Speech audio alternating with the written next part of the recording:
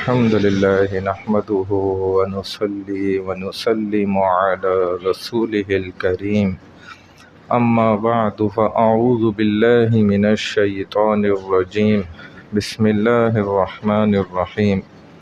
اللہ سبحانہ وتعالی فرماتے ہیں لیبلوکم ایکم احسن عملا، کہ تم میں سے بہترین عمل کون کرتا ہے، یہ اللہ چیک کرتے ہیں، دیکھتے ہیں کون ہے جو تم میں سے اچھا عمل کرے۔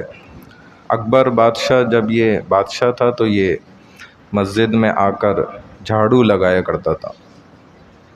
رسول اللہ صلی اللہ علیہ وسلم کے زمانے میں دو سیاہ فام ایک جوڑا تھا، دونوں میاں بیوی، اور یہ مسجد نبوی کی صفائی کیا کرتے تھے۔ جب یہ انتقال کر گئے تو ان کی قبر پر رسول اللہ صلی اللہ علیہ وسلم تشریف لائے اور آپ نے دعائے خیر فرمائی، اور آپ نے مڑ کر صحابہ سے عرض کیا کہ اللہ نے اس عمل کی برکت سے ان کی قبر کو نور سے بھر دیا۔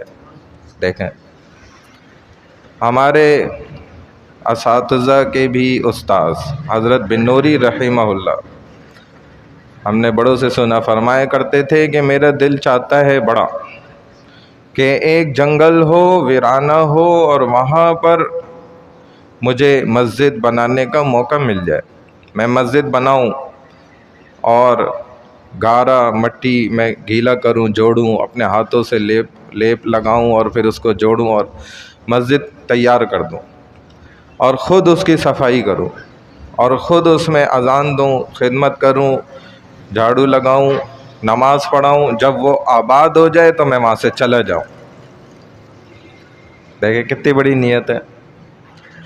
اب نیت بھی کر لی، صفائی، اس میں جو میں اصل بات کر رہا ہوں نا وہ ہے صفائی۔ لیبلوکم ایکم احسن عملا، عمل ہمارا اچھا اس وقت تک نہیں ہو سکتا جب تک ہم دونوں انداز کے صفائی کے ماہر نہ بن جائیں، کیونکہ اسلام کیا صفائی کا دین ہے۔ یہ جو سفید کپڑا ہوتا ہے نا، یہ اسلام میں کیوں پسندیدہ، رسول اللہ صلی اللہ علیہ وسلم نے اس کو کیوں پسند فرمایا کہ یہ ہمارے ہاں تو زمانے میں اب لوگ کیا کہتے ہیں، جی سفید کپڑا نہیں پہننا، جی گندا ہو جاتا ہے، اس میں فوراً گندگی نظر آتی ہے، تھوڑا سا میل ہوگا نظر آئے گا، جی رنگین کپڑا پہنا جائے۔ حالانکہ گارنٹی سے یہ بات کہہ رہا ہوں کہ جب آپ سفید کپڑا تھوڑا دن پہن لینا، آپ کو رنگین کپڑوں سے نفرت اور کوفت ہو جائے گی۔ اور رسول اللہ صلی اللہ علیہ وسلم نے خود فرمایا کہ مجھے رنگ یہ سفید پسند ہے، اس پہ فوراً گندگی پتہ چلے گی، انسان فوراً صفائی کا خیال کرے گا، دھوئے گا، کہیں پہ نشان لگ گیا فوراً صاف کرے گا، یعنی اس کا آٹومیٹک ذہن، دماغ، دل کیا بنے گا کہ صفائی رکھنی ہے۔ یہیں سے جو، اور اسلام کیا چاہتا ہے کہ آپ صاف دکھیں بھی اور صاف ہوں بھی اندر سے، اور ہم کیا چاہتے ہیں کہ بھئی کالا رنگ پہنو، گندگی بھی ہو، سارے گندے کام بھی کر لوں اور گندگی کسی کو دکھے بھی نہ۔ ہم یہ چاہتے ہیں کہ سارے غلط کام بھی کروں اور پتہ بھی کسی کو نہ چلے، اور بعض تو یہ بھی چاہتے ہیں کہ اللہ کو بھی نہ پتہ چلے، حیرت کی بات۔ تو بھائی دین تو چاہتا ہے کہ آپ وہ والے پاک ہوں، اندر سے بھی باہر سے بھی، ظاہری بھی پاک ہوں اور باطنی بھی پاک ہو جائیں، اندر باہر دونوں سے۔ اور ہمارے زمانے میں پاک کس کو سمجھا جا رہا ہوتا ہے؟ طہارت والا، کہ جی بھلے وہ اس نے پینٹ کھولی، پیشاب کیا اور ایسے ہی نکل گیا، نہ دھویا، نہ صاف کیا، نہ قطروں کو جھڑکا، نہ وہ سنت طریقے سے استنجا کیا، اور وہ قطرے جو ہے اس کی انڈر ویئر یا اس کی شلوار پہ، پینٹ پہ لگ رہے ہیں، اور جی میں تو صاف نظر آ رہا ہوں، کوئی مسئلہ کوئی نہیں ہے، بس بدبو تو نہیں آ رہی نا، 3 پیس پہنا ہوا ہے، ہماری نظر میں یہ شخص پاکیزہ صاف ستھرا ہے، حالانکہ ایسا نہیں ہے۔ حقیقت کیا ہے کہ ظاہراً بھی پاک ہو اور باطناً بھی پاک ہو۔ اسی لیے تو اسلام نے دیکھے کتنا پاکی کا، اور ہم اندر سے پاک ہیں، مثال کے طور پہ ظاہر بھی ہمارا پاک ہے لیکن ہمارا ماحول پاک نہیں ہے۔ جیسے یہ 7 والا پلاٹ عید سے پہلے صاف کروایا، کچرا سارا اٹھوایا، اب ماشاءاللہ پھر لوگوں کی امداد سے ہی جو ہے وہاں پہ دوبارہ کچرا جمع کیا جا رہا ہے۔ تو جو آس پاس رہنے والے ان کو بھی خیال کرنا ہے کہ بھائی سارے مل کے پیار محبت سے، سختی سے نہیں کہ بھائی پکڑ لیا اور دھنائی لگا دی، بھائی یہ کچرا کیسے پھینکا تم نے، پیار محبت کے ساتھ، اور صفائی کا خیال کرنا ہے بھائی۔ اندر سے بھی پاک، باہر سے بھی پاک، اور محلہ بھی پاک۔ تو یہ کوشش آپ حضرات نے کرنی ہے، ہم نے بھی کرنی ہے۔ ہمیں بھی نظر آئے گا، ہم پیار محبت سے سمجھائیں گے بھائی یہ کچرے کی جگہ نہیں ہے، ادھر لوگ رہتے ہیں، انسان رہتے ہیں۔ کیونکہ جانور بھی آپ دیکھیں نا تو اپنی صفائی کر کے جگہ پہ بیٹھتا ہے ماشاءاللہ، تو ہم تو پھر بھی الحمدللہ اشرف المخلوق ہیں۔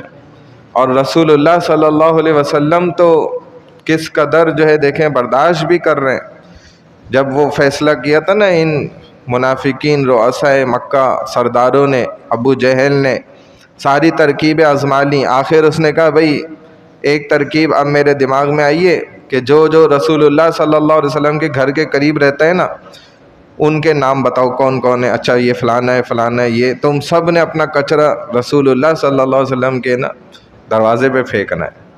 سب پھینکتے تھے، لیکن تب بھی آپ دیکھیں ہمارے نبی پاک صلی اللہ علیہ وسلم بھی تو واقعی کیسے زبردست، تو آپ نے کبھی یہ نہیں کسی کو کہا بھائی کیوں پھینک رہے ہو، بس آپ نے یہی کہا بھائی کیا پڑوسی کا یہ حق ہوتا ہے؟ تب بھی آپ نے محبت سے سمجھایا، سختی سے جواب نہیں دیا، اور آپ اپنا صفائی کر دیتے تھے وہاں سے ہمیشہ۔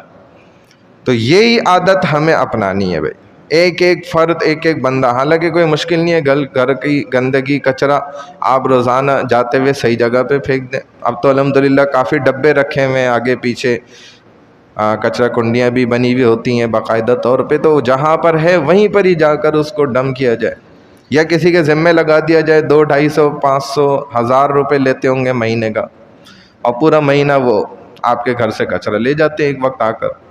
تو یہ صفائی جو ہے نا یہ بھائی بہت ضروری ہے۔ کہتے ہیں نا صفائی نصف ایمان ہے، وہ یہ والی صفائی نہیں ہے، وہ یہ اندر کی صفائی ہے۔ کیونکہ یہ باہر والی صفائی تو جانور بھی رکھتا ہے، پھر انسان نہ رکھے اور مسلمان نہ رکھے تو بڑی حیرت کی بات ہے، یہ تو ناممکن بات ہے۔ یعنی اسلام تو اس بات کو ڈینائی کرتا ہے، مانتا ہی نہیں ہے کہ کبھی مسلمان اپنے ارد گرد کے ماحول کو آلودہ اور گندہ بنائے گا۔ وہ اسی لیے اس صفائی کو، جو جسم کے اندرونی صفائی ہے نا، پورے جسم کے اضافی بال صاف ہیں اور اندر سے طہارت ہے، مکمل طور پہ باوضو ہے، اندرونی روحانی پاکیزہ ہے، پھر بیرونی ظاہری بھی پاکیزہ اپنے آپ کو بناتا ہے۔ یہ نصف ایمان ہے، آدھا ایمان، کیونکہ اب یہ ہر عبادت آسانی سے کر سکتا ہے، یہ بالکل تیار فوجی ہے اسلام کا، یہ جو عبادت کرنا چاہے گا فوراً تیار ہے۔ لیکن اگر یہ پاکی نہیں ہے اور باہر کی بھی پاکی نہیں ہے، صفائی ستھرائی نہیں ہے، تو یہ بڑی افسوس کی بات ہے۔ اس پر آپ حضرات ضرور غور فرمائیں، اللہ تعالیٰ ہم سب کو عمل کی توفیق عطا فرمائے۔ سبحان اللہ وبحمدہ، سبحانک اللہم وبحمدک، نشہد ان لا الہ الا انت، نستغفرک ونتوب الیک، برحمتک یا ارحم الراحمین۔